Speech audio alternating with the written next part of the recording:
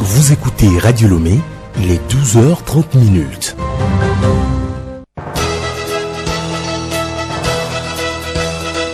Le journal Bénédicte Kanda.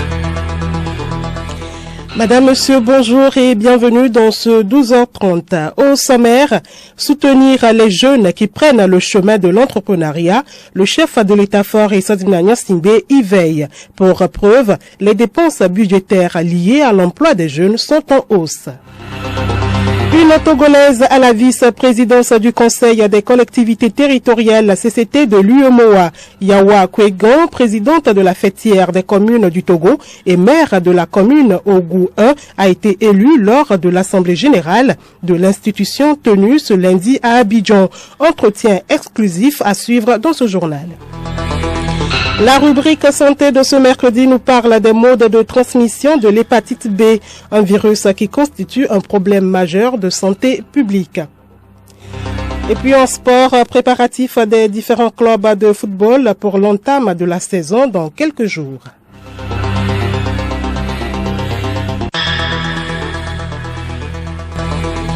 radiolomé.tg. Merci de votre fidélité d'écoute. Offrir plus d'opportunités de travail à la jeunesse, c'est l'une des priorités du chef de l'État-fort Essadina Nyasingbe. Pour ce faire, l'exécutif accorde chaque année une somme aux jeunes, surtout entrepreneurs. Cette somme sert à mettre en œuvre leurs projets. Les dépenses liées à l'emploi des jeunes sont à hausse. Hervé Segbonou fait le point. Les dépenses budgétaires réservées à l'emploi et à l'employabilité des jeunes ont triplé de 2013 à 2018.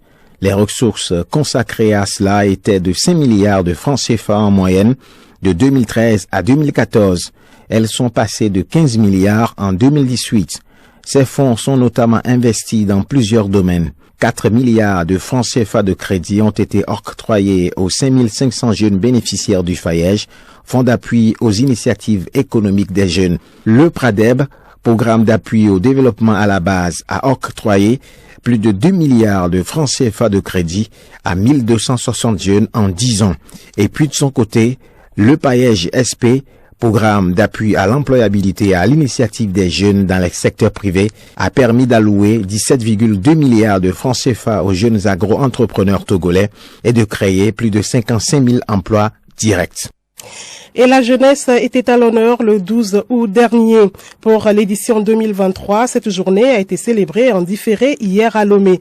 Occasion pour les jeunes togolais de réfléchir aux compétences vertes, former les jeunes, leur donner des compétences nécessaires pour bâtir un avenir durable. Raoul Tetonyaki pour le compte rendu. Les jeunes venus de toutes les localités du pays se sont retrouvés au centre des jeunes de Amadahomé.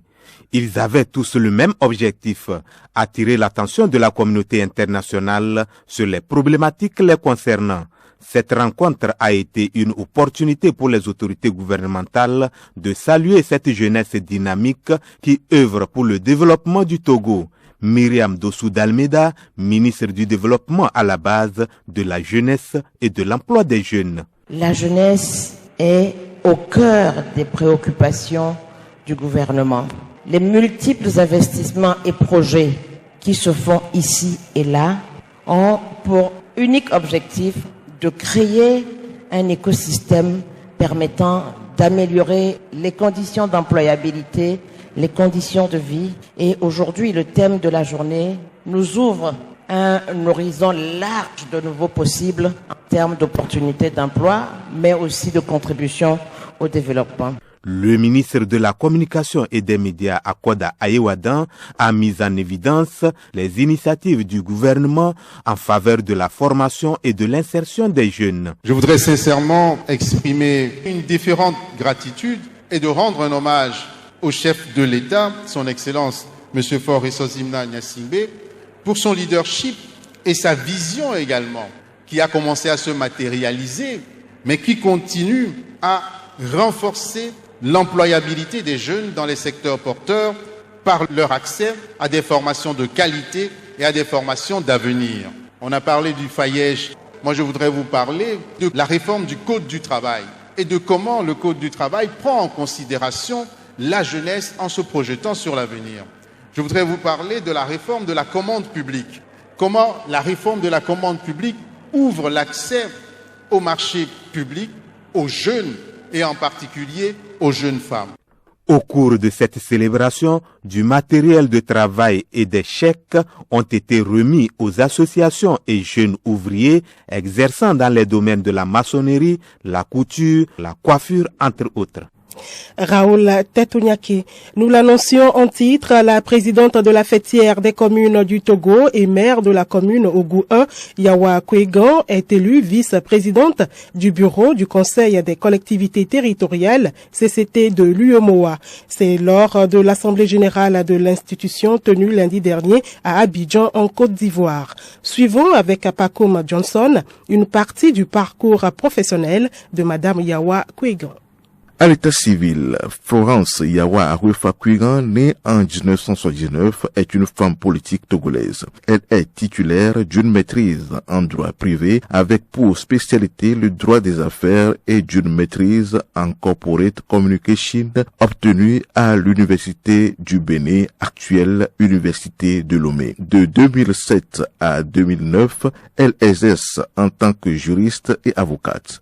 Elle a été respectivement conseillère juridique et chargée de secrétariat général d'Ecobank, puis assistance de coordination de la mission d'observation électorale de l'Union européenne MOE-UE. Ancienne responsable de la commission de communication à la CENI, Yawa Kwegan occupe le poste de directrice de la communication adjointe à la présidence de la République togolaise. Maire de la ville d'Atakpamé dans la région des Plateaux depuis septembre 2019, elle est présidente de la fêtière des communes du Togo depuis novembre 2020.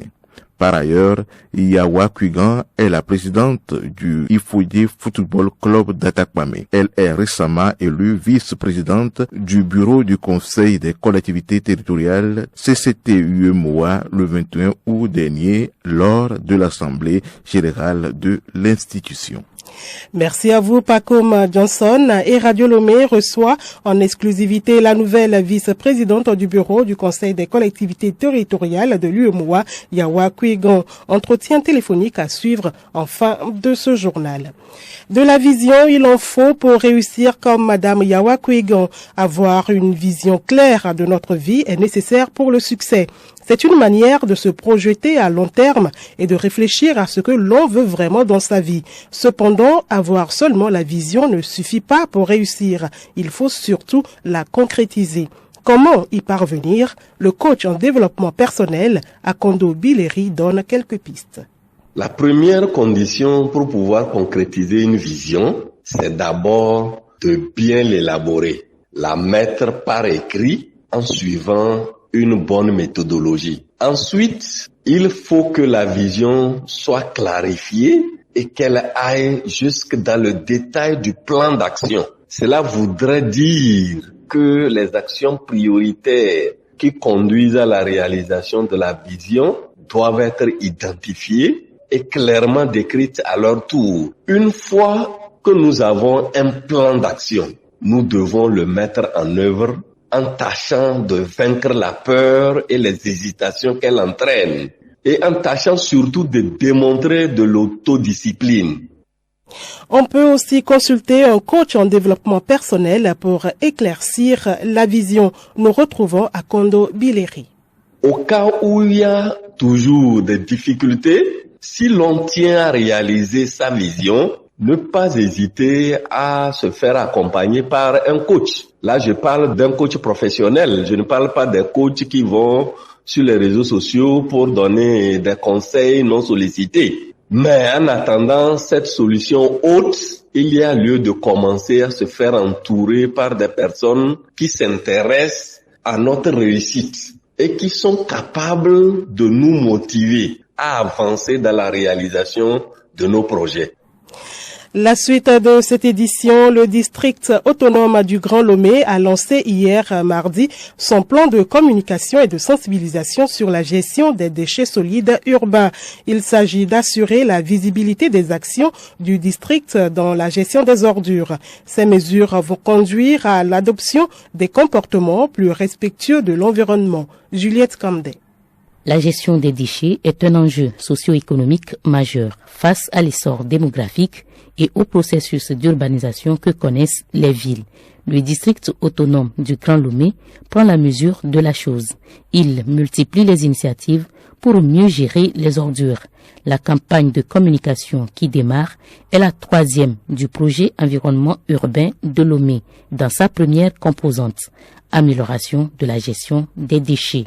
Tagba Atafenam Tchalem, secrétaire général par intérim du district autonome du Grand Lomé. À partir du moment où on a besoin de se laver, de s'habiller, de manger, on produit les déchets. Mais les déchets, une fois produits, s'ils ne sont pas gérés, ils deviennent embarrassants. Ce comportement exige que nous puissions réfléchir ensemble pour voir les déchets que nous avons produits au niveau des ménages. Qu'est-ce qu'il faut faire de la science permet de sensibiliser tous les acteurs. Nous devons avoir un comportement unique et c'est ça qui va nous amener à avoir un tri efficace. La campagne de communication se fera par plusieurs canaux et différents supports. Nabola Bounou et Noumodi, coordonnateurs de la 3e phase du projet environnement urbain de Lomé. Il s'agit par exemple des affiches qui vont commencer par être posées sur des panneaux. Il s'agit également de la diffusion de spots audio et vidéo qui vont commencer par passer, des SMS que les gens vont commencer par recevoir, qui vont indiquer ce qu'il faut faire concrètement de nos déchets plutôt que les habitudes qu'on avait et qui ne sont pas forcément favorables à l'écologie. 2 campagnes de communication ont été menées sur les 2 premières phases du projet. Elles ont conduit à une prise de conscience face aux questions d'hygiène et de salubrité publique. Un autre sujet, l'igname, un tubercule riche en glucides, est célébré dans plusieurs localités du Togo. Aliment de base pour certains, la consommation de la nouvelle igname est conditionnée à des cérémonies et prières adressées aux mânes des ancêtres. Pourquoi ces cérémonies avant la consommation de la nouvelle igname? Élément de réponse dans ce magazine de Théo Akbonou et Geneviève Akbognon. Djaouzon, Agbobozan, du peintre Dak, Odoitou, Adeboïla, Digidi sont entre autres fêtes traditionnelles qui célèbrent l'igname depuis des décennies. Cette célébration donne le ton à la consommation de la nouvelle igname. C'est une occasion pour des communautés de communier avec les mânes des ancêtres. Bokoko Mimompemon Agbetoko, prêtre traditionnel, décrit les rituels dans la communauté Anyanga. C'est une tradition qui est en réalité une fête de moisson. Donc les contrées, les coins qui plantent de l'igname, une fois la récolte faite, la moisson faite, donc on doit donner ça d'abord en offrande aux fétiches, aux vaudous, aux divinités par rapport à leur protection, par rapport à comment ils ont aidé les populations à pouvoir avoir de bonnes récoltes avant de les consommer. Adeboïla Digidi, chez les populations Nyanga, marque solennellement la sortie de la nouvelle igname. Retrouvons comme Maupemon Agbetoko. Pour faire les offrandes aux fétiches, aux divinités, aux dieux, donc il faudrait organiser des festivités dans des musiques folkloriques, des musiques traditionnelles pour faire honneur aux fétiches qui les ont aidés à avoir de bonnes récoltes. Donc c'est ainsi que cela est né depuis des années, des générations. Donc à chaque fois que l'igname apparaît, il y a des festivités. Et c'est seul l'igname qui se cultive une fois par an, contrairement au maïs et puis au manioc. Et on organise des festivités, des offrandes. Et c'est ce qui est la fête de la moisson qu'on organise et on fait la fête.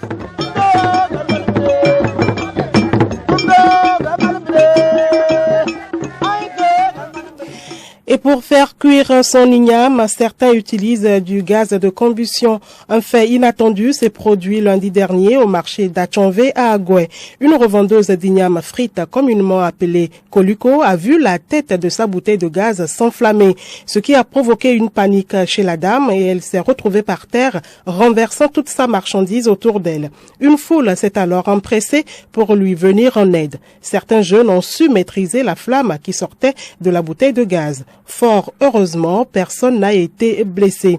Occasion pour nous de revenir sur l'entretien des bouteilles de gaz afin d'éviter ces genres d'accidents. Les précautions à prendre dans ce dossier de Théo Akbonou avec la voix d'Edmond Sogba. Il est vital de vérifier le bon état des tuyaux de gaz, les remplacer s'ils présentent des traces de vieillissement ou autre état pouvant provoquer une fuite. Il faut également contrôler la date de péremption de ces tuyaux. Douty Milib est gérant dans une agence de distribution de gaz à Agoué. Il nous donne des précisions. C'est pas conseillé d'utiliser un câble jusqu'à 10 ans. 5 ans même c'est trop. Trop, 2 ou 3 ans, il faut changer. Et si vous êtes prudent aussi, à chaque fois, il faut appuyer sur le tuyau pour voir si c'est pas dur. Si c'est dur, c'est que c'est périmé ça. Pour constater si vraiment il y a fuite à la maison, vous allez voir au niveau des anneaux, des embouts, des tendeurs qu'on a branchés sur la bouteille, vous allez voir que ça suit.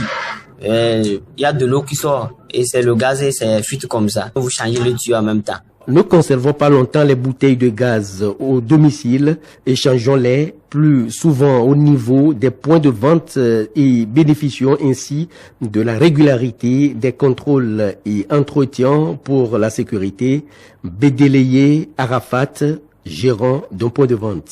Le problème au niveau des bouteilles, c'est au niveau des têtes. Surtout les grandes bouteilles, il arrive à un moment donné, tu peux fermer la bouteille, mais ça va continuer à sortir. Donc dans ces cas, si tu veux toujours ta même bouteille, dans ces cas, toi-même, tu changes la tête. Au cas contraire, tu amènes dans les dépôts, tu prends une autre bouteille. Comme ça, la société même va changer la tête de la bouteille. Pour éviter les risques et incendies, demandons toujours conseil chez un professionnel en la matière. Il y va pour notre sécurité. Merci à vous, Edmond Sogba. Dans la rubrique santé de ce mercredi, nous parlons des modes de transmission de l'hépatite B, une maladie infectieuse du foie. Le virus se retrouve dans presque tous les liquides biologiques du corps humain d'une personne infectée. De ce fait, nous sommes tous exposés à sa contamination puisque le virus résiste plus d'une semaine. Quels sont les modes de contamination de l'hépatite B? Des réponses avec Alice Bert Barandao. Dans l'une des formations sanitaires de la place, nous avons rencontré Abalo, 25 ans, venu se faire traiter de l'hépatite B. Il reconnaît qu'auparavant, il avait souvent des rapports sexuels non protégés avec plusieurs partenaires. Il se dit que c'est peut-être par là qu'il aurait chopé le virus. Un autre patient à côté de lui, Kodjo, la trentaine, lui dit sûrement avoir pris le virus dans un bar au travers des verres à boire mal lavés, puisque, dit-il, j'aime boire. Voilà autant de situations qui nous exposent au quotidien à la contamination de l'hépatite B. Mathieu Ponutobossi, acteur de lutte contre les maladies hépatiques, nous explique davantage les modes de contamination. C'est par au moins 8 voies. Nous avons la contamination par le sang. Tout ce qui est produit sanguin, il ne faut pas les manipuler lorsque vous n'êtes pas protégé. Il y a la transmission de la mère à l'enfant pendant l'accouchement. Aussi, le liquide amniotique dans lequel l'enfant baigne durant toute la grossesse porte aussi ce germe-là. Et donc, si l'enfant inhale ou bien il y a des lésions lors de l'accouchement et autres, l'enfant va prendre ce germe-là et en mourir tôt. Il y a aussi la salive. Le problème, c'est que c'est lorsqu'il y a de lésions dans la bouche que le virus peut passer à travers la lésion et se retrouver dans la salive et y survivre. Donc, quand vous brossez ou bien lorsque vous broyez de l'os en mangeant et qu'il y a de lésions au niveau de vos mâchoires, si ça saigne, un virus peut passer et se retrouver dans la salive. Et puisque c'est un virus qui survit pendant au moins 7 jours, en dehors de toute substance nutritive, il va rester là. Et si dans cette journée ou bien dans les jours qui suivent, vous partagez les couverts, donc cuillères, fourchettes, verres et autres avec quelqu'un d'autre, la personne est à risque pour le sujet qui est sain. Il y a certaines personnes qui ont des saignements au niveau de la vessie ou bien au niveau urétral. Donc, l'urine en voulant sortir va sortir avec le sang. Et le virus qui était dans le sang va aussi sortir. Donc, c'est aussi possible de contaminer son entourage avec cette urine souillée. Donc, ces liquides-là, ce sont des liquides biologiques que nous croisons tout le temps. Et donc, on est tous exposés. Et c'est seulement par la sensibilisation que le profane va savoir que tel liquide peut le contaminer et il va prendre des mesures pour ne pas se faire contaminer. Et oui, l'un des moyens de prévention contre l'hépatite B, c'est la vaccination, mais après s'être dépisté négatif auparavant. Alice Berthe Barandao, la santé n'a pas de prix, dit-on, prenons soin de nous. La page sportive, la prochaine saison de football de D1 Ligue 1 Pro devra débuter dans les jours qui viennent. Mais déjà, le doute plane dans l'esprit des acteurs. Milek Agbokou. Plus d'un mois, la Fédération togolaise de football a publié son chronogramme de la nouvelle saison. Le chronogramme offre un aperçu des différentes compétitions et des périodes clés qui vont rythmer le football dans le mois à venir. Le début du championnat masculin D1 Ligue 1 Pro, selon le chronogramme de la FTF, est le 17 septembre prochain. Mais apparemment, rien ne se dessine vraiment à l'horizon pour ce début effectif, quand on sait que le voile n'est pas encore levé sur le nombre de clubs qualifiés pour ce championnat professionnel. Tous les regards sont donc tournés vers la FTF et vers le comité de pilotage de la professionnalisation du football. Certains clubs, ne voulant pas être surpris par les dernières réactions, commencent par affûter leurs armes. C'est le cas de Boulé-sous-des-Lacs, de Gomido de Kpalimé, qui affiche clairement son ambition cette année en enrôlant à sa tête l'ex-international et ex-sélectionnaire des éperviers du Togo, Jean-Paul Abalo-Dossé. ASK et ASCO sont, eux, déjà en compétition continentale. Tambo et Barracuda, autrefois AS Togo-Port, sont également en jambes. Tournoi ATC 2023 dans le Grand Cloto, la compétition est à l'étape des demi-finales. Le canton d'Akata a l'honneur d'abriter les 3 derniers matchs avant la grande finale prévue pour le 10 septembre au stade municipal de Kpalimé. En première demi-finale ce samedi, Opéra de Kpimehoume joue AS Litos de Dagny et Lavagno. Puis le dimanche, Afa d'Avetonou joue USK de Kpadapé. Le match de classement sera disputé sur ce terrain neutre du lycée d'Akata, à en croire le comité d'organisation. C'est lui, le Ballon d'Or 2023. Rooney a fait son choix entre Messi et Haaland. Rooney a publiquement exprimé qu'il attribuerait le Ballon d'Or 2023 à Erling Haaland. L'actuel entraîneur du DC United a opté pour Haaland plutôt que Messi comme le lauréat de son Ballon d'Or 2023. Tout simplement parce qu'il a réalisé des exploits jamais vus dans le football, qui est pourtant la compétition la plus féroce au monde. Rooney préfère Haaland pour le Ballon d'Or 2023. L'invité de la rédaction à présent, comme annoncé dans le journal, la présidente de la fêtière des communes du Togo et maire de la commune Ogu 1, Yawa Kwigan, est élue vice-présidente du bureau du Conseil des collectivités territoriales de l'UEMOA. C'était lors de l'Assemblée générale de l'institution tenue lundi dernier à Abidjan, en Côte d'Ivoire. Radio Lomé la reçoit en exclusivité. Elle est au téléphone avec David Tchakbera. Madame Yawa Kwigan, vous êtes la présidente de la fêtière des communes du Togo et donc maire de la commune Ogu 1.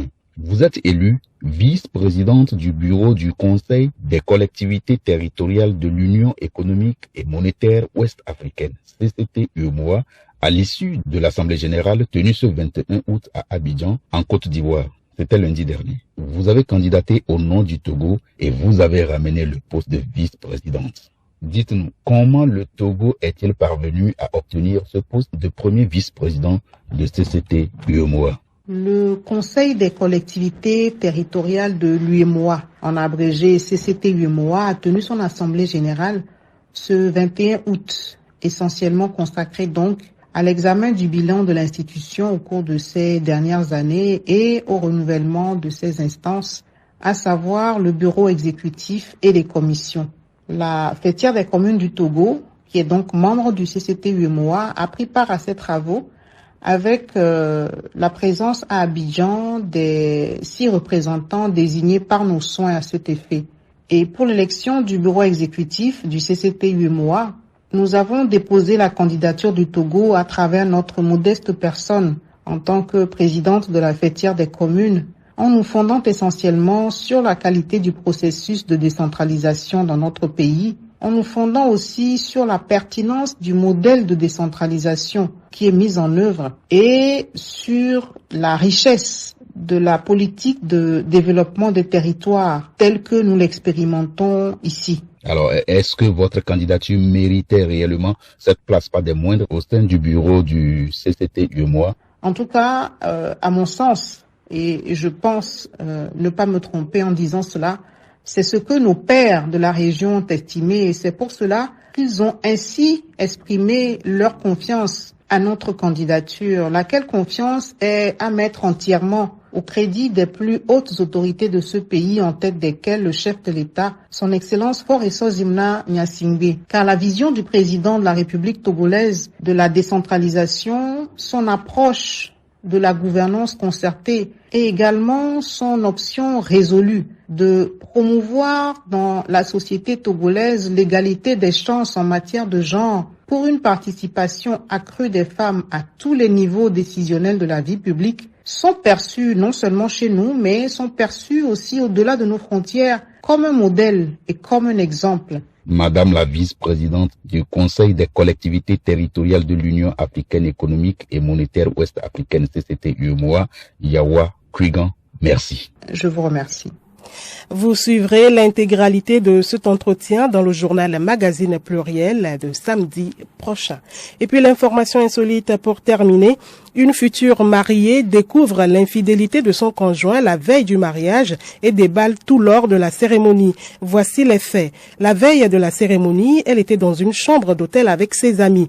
Après 6 ans de vie commune, elle allait enfin épouser Alex, son conjoint, qu'elle voyait comme étant le bon. Mais en l'espace de quelques secondes, tout a basculé. Elle reçoit des messages anonymes illustrés de captures d'écran. Elle découvre ainsi des échanges entre son futur mari et une inconnue. La nature de la relation ne laissait aucune place au doute. Dans un premier temps, sous le choc, la fiancée a eu plusieurs heures pour programmer une vengeance spectaculaire. Le lendemain matin, elle a d'abord fait comme si de rien n'était. Elle s'est rendue à la cérémonie avec sa robe de mariée. Mais une fois devant les invités, elle a pris la parole pour une mise au point mémorable. Il n'y aura pas de mariage aujourd'hui, a-t-elle prévenu. Elle a ensuite partagé à haute voix tous les messages qu'elle avait reçus. Une fois cette lecture terminée, son désormais ex-conjoint a quitté l'église sans dire un mot.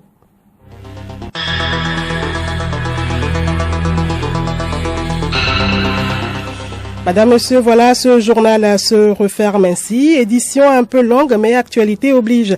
Merci de l'aimable écoute. Passez un excellent après-midi à l'écoute des programmes de Radio Lomé.